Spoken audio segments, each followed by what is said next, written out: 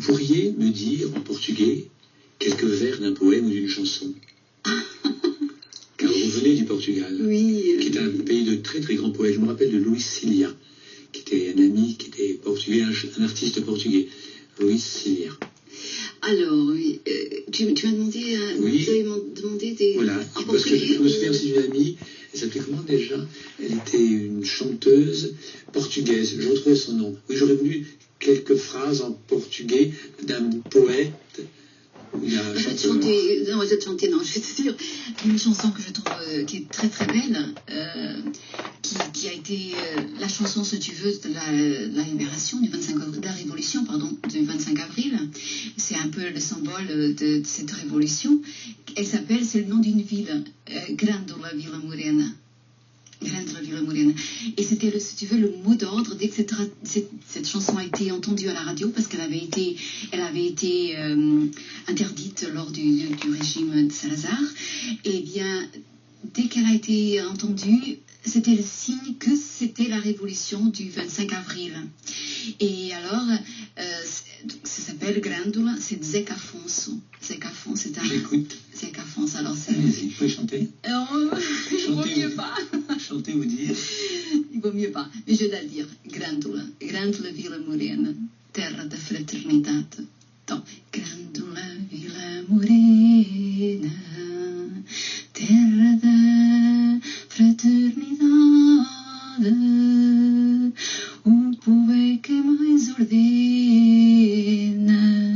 dentro de ti, ó cidade. Dentro de ti, ó cidade. O povo é quem mais ordena.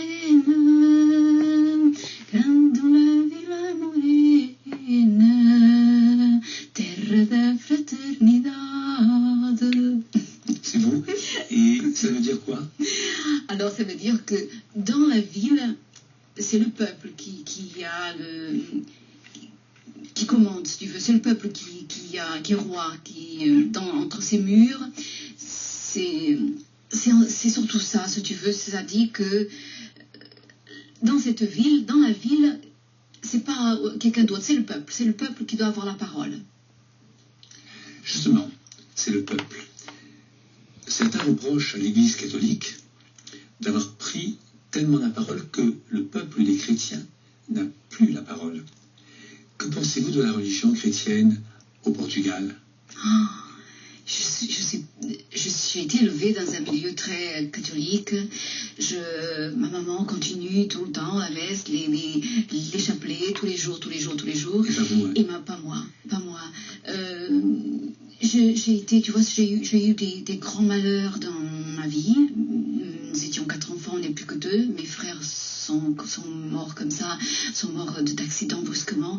Et ma maman, à la fois, ça l'a sauvée, si tu veux, mais moi, ça m'a, au contraire, je me suis dit que c'est pas possible, que des gens si jeunes qui sont partis.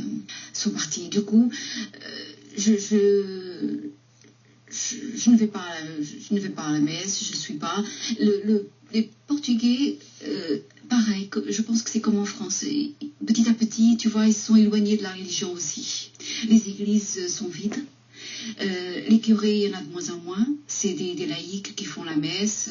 Les messes, on les dit pour toute une liste de personnes décédées. Il n'y a plus la messe pour individuel comme dans le temps, comme avant. Il y a toujours une foi, parce qu'il suffit de voir le Fatima, quand il y a le 9 mai, commencer par le 9 mai, je ne sais même pas quel jour c'est, tiens, Fatima, non, n'importe, mais le grand pèlerinage de Fatima, bien, il suffit de voir les milliers de personnes qui assistent, qui font ces pèlerinages ce jour-là, et Fatima toujours... Vous mettez de la musique dans votre magasin? Ah. Du fado?